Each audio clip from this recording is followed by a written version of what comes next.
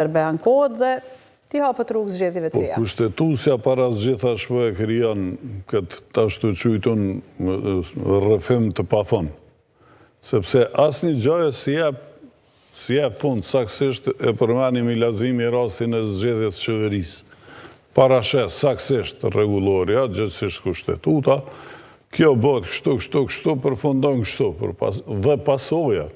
Asnjëherë janë konstatu deri tash që sa dhjetra shkelje kushtetuse, asnjëherë s'ka ndodhur asnjë pasojë.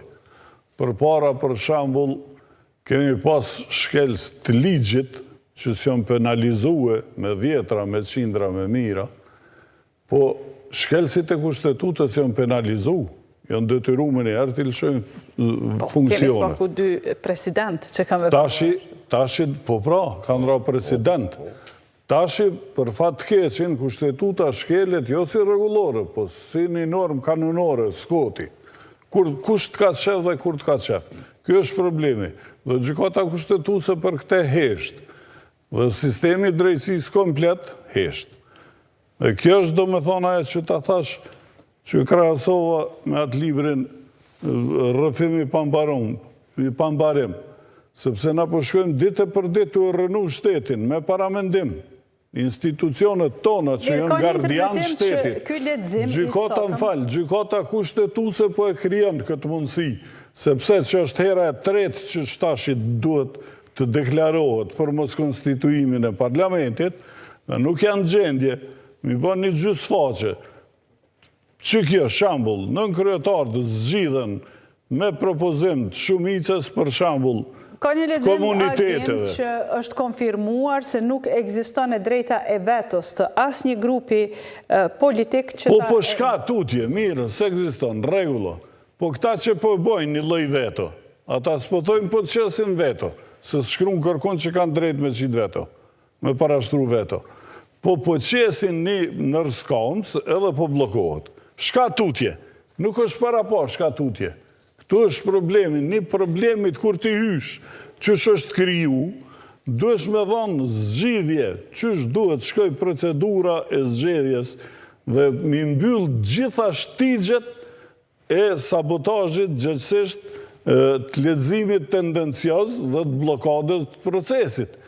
Nëse do me thonë ata nuk e paraqesin një kandidat të pranueshëm deri në fund, ose nëse i paraqesin gjithë kandidatët e vetë, si që ke rasti sotëm, dhe shumica nuk i voton, atëre qka?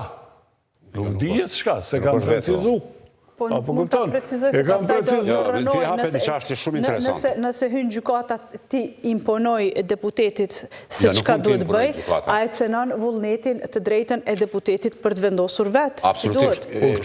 Këtu vim të pyetja të Milazimit, që detyrimisht ajo është dosht realisht kur ka ndodhë blokada e 2014-ës. është dosht dhe realisht kështu ka qena, koha ati fite jagës. është bën një qeveri kalimtare, është zgjedh presidenti dhe është bën një marrëveshje e përgjithshme që duhet të amandamentohet kushtetuta, të ndrohet sistemi zgjedhor, presidentja zgjedhet drejt për drejt me votë popullit dhe do të mbylleshin këto punë. Nuk është respektua e marrëveshje. E kanë bajt ati fete jaga zgjidh për një vit, ka najt një mandat plot. Apo kupton sepse s'ka pas nga dishmëni, loja e pa fund ju ka konvenu e klasës politike që shtetin e shohin si interes, jo si përgjegjësi. Po tani që u shpall për herë të dytë i konstituar, me njerë u njoftua se kryetari i Kuvendit njoftoi se me njerë fillojnë konsultimet me kryeministrin e detyrë për të dorëzuar emrin e mandatarit të ri, si që parashihet nëse veç konsiderohet se nga sot do rjedha fati për qeverinë. Në rast se ndërkohë lista serbe vërtet atakon këtë vendim e këta vazhdojnë me procedurën, çfarë do të thotë kjo?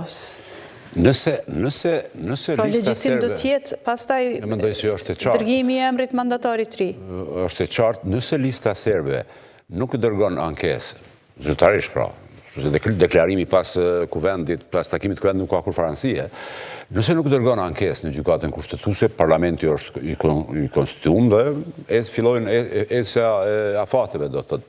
Por, nëse lista serbe dërgon, shumë mendoj se po, do ta bëj, sepse e thaj si miq.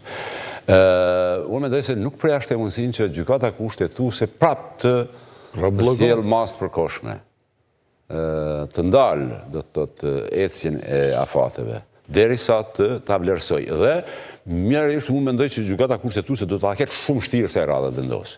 Shumë vështirë sepse pse? Kushtetuta nuk i jep të drejtë.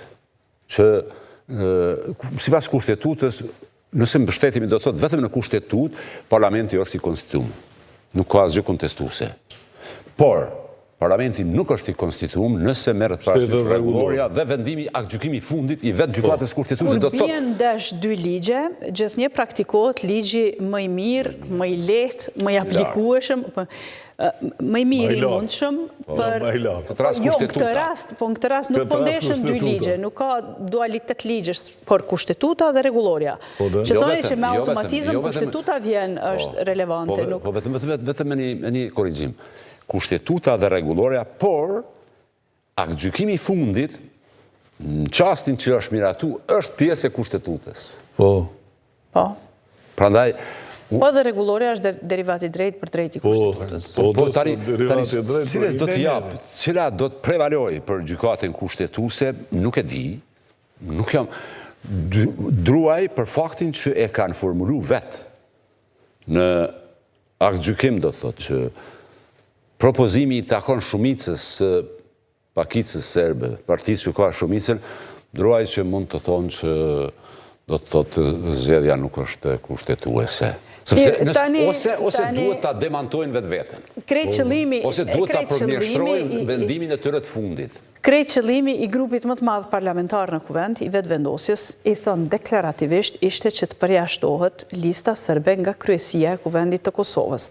Dhe kjo po interpretohet si fitore e VV-s përballë partive të tjera që sot nuk kishin vot kundër për listën serbe, dhe me njëherë filloj pra të përdorët. Sepse natyrisht jemi në fushat zgjedhore dhe edhe zgjedhjet lokale janë shumë të rëndësishme për partitë politike. Po përdorët me njëherë. Për çfarë lloj fitore të VV-s tani mund të flasim në këtë moment me veprimin ndaj listës serbe? A është fitore e vërtet politike e që mund të sjellë ndonjë të mirë, le të themi vendit, jo partive, interesave të ngushta? Ndoshta vetëvendosjes edhe mund t'i sjellë vota, por druaj që Kosovës nuk do t'i sjellë ndonjë të mirë.